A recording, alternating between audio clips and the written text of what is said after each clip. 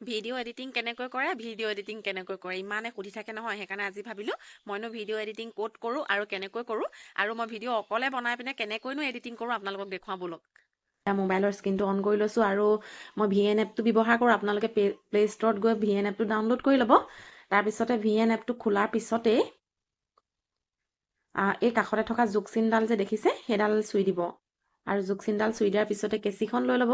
কেঁচিখন লোৱাৰ পিছতে আপোনাৰ সন্মুখত আহিলেই নহয় আপুনি কোনখিনি ভিডিঅ' এডিটিং কৰিব বিচাৰিছে। 2-3টা ভিডিঅ' যদি জইন লগাব বিচাৰে তেতিয়া এনেকৈ এটা চিলেক্ট কৰিব আৰু এটা চিলেক্ট কৰিব। আপোনালোকে কেইবাটাও চিলেক্ট কৰি ল'ব পাৰে তেনেকৈ। তাৰপিছতে এই নেক্সটটো চুই দিব। নেক্সট চুই দিয়াৰ পিছতে আপোনাৰ সন্মুখত এই ভিডিঅ'খিনি আহিছে, আৰু মই যেতিয়া ফুলনিখন ধৰি লোৱা দেখাবলৈ বিচাৰিছোঁ ফুলনিখন, আৰু এনেকৈ কৰি গৈছোঁ আৰু এইখিনিতে এনেকৈ কৰি যাওঁতে ধৰি লওক এতিয়া এইফালে আহোঁতে অলপমান মানে এনেকৈ কৰি আহোঁতে এইডোখৰতে অলপমান ধৰি লওক কাটিবলগীয়া হৈছে, দেখিবলৈ ভাল লগা নাই। ঠিক তেনেদৰে এনেকৈ অকণমান আনি লৈ এই তলৰ কেঁচিখন লৈ ল'ব।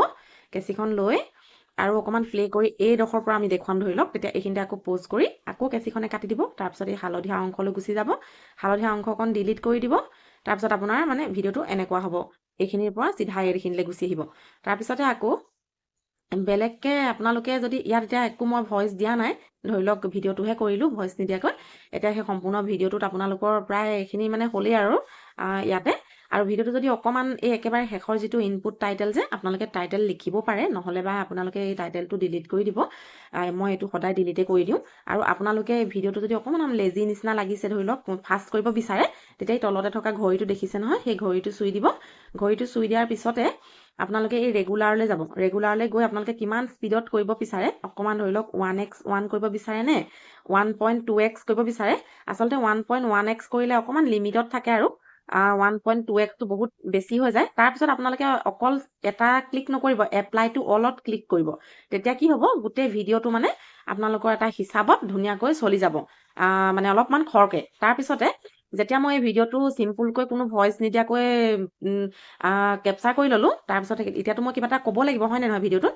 গতিকে আপোনালোকে এনেকৈ এই ওপৰতে থকা এড মিউজিক যে দেখুৱাইছে, টেপ টু এড মিউজিক, তালৈ যাব। তালৈ গৈ ৰেকৰ্ডত পিটিকিব। ৰেকৰ্ডত চুই দিয়াৰ লগে লগে আপোনালোকে মানে এই ৰঙা বুটামটো চুই আপোনালোকে ৰেকৰ্ডিংটো আৰম্ভ কৰিব পাৰিব। তাৰপিছতে আপোনালোকে অ'কে কৰি নেক্সট কৰি ল'ব। মই বাৰু বেক কৰি দেখুৱাইছোঁ। তাৰপিছতে আপোনালোকে যদি এই পিকচাৰটোৰ ওপৰত মানে ভিডিঅ'টোৰ ওপৰত টাইটেল লগাব বিচাৰে বা ষ্টিকাৰ লগাব বিচাৰে, তেতিয়াহ'লে আপোনালোকে টেপ টু এড টাইটেললৈ গুচি যাব পাৰিব। ইয়াত টেক্সট লিখিব পাৰিব, যিকোনো আপোনালোকে টেক্সট লিখিব পাৰিব। টেক্সটটো লিখাৰ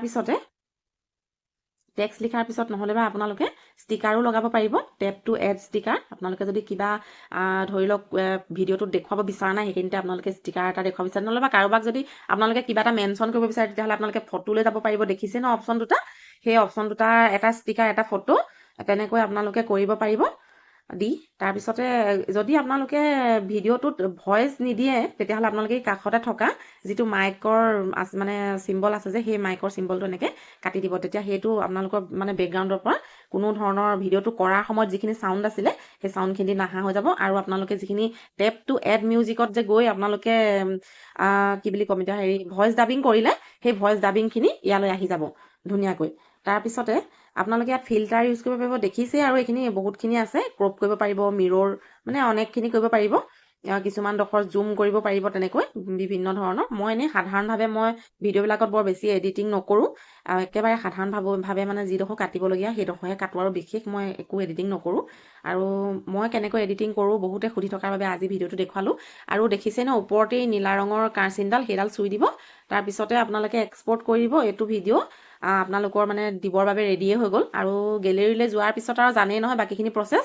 গতিকে ইমান সময় ভিডিঅ'টো চাই থকাৰ বাবে আপোনালোকলৈ অশেষ ধন্যবাদ জনাইছোঁ।